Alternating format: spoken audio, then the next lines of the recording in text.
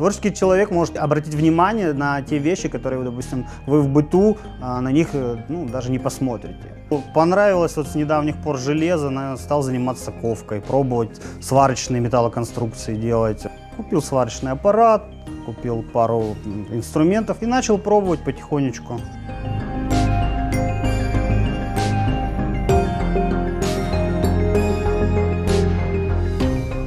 Я, допустим, наблюдаю за многими современными скульпторами, и они именно работают в металле и работают сваркой, разными видами сварки. Это целое направление отдельное, и очень много прекрасных вещей создается просто сварочными аппаратами и металлом. В старые времена кузнечное дело – это неотъемлемая часть любого общества. Планирую поставить горн, все это у меня еще в перспективе.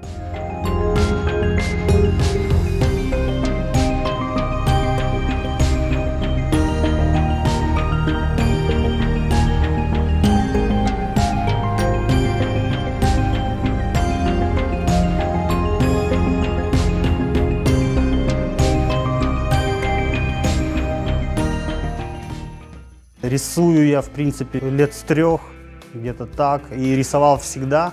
Просто никогда не думал, что буду заниматься этим более профессионально или посвящу этому большую часть жизни. Я практически каждый день что-то рисую.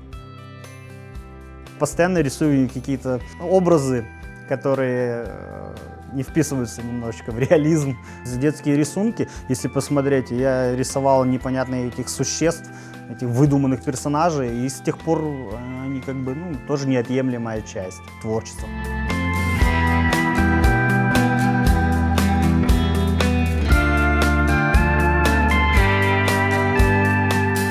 Курбан-скетчи. И я люблю, допустим, походить по Бахчисараю, мне нравится Гурзуф.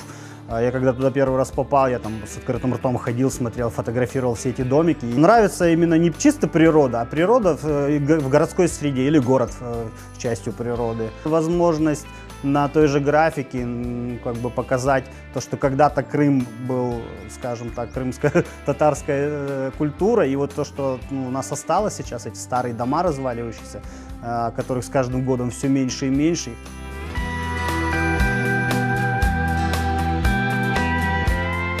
В рюкзаке у меня всегда и пару папок с бумагой. Я рисую и тушью, рисую и акварельными маркерами. Иногда это проходит на каком-то в режиме автомат, и я пью чай утром, и у меня всегда лежит бумага перед собой, какая-нибудь ручка или линер, и я что-то на автомате рисую. Рисовать для художника – это как дышать.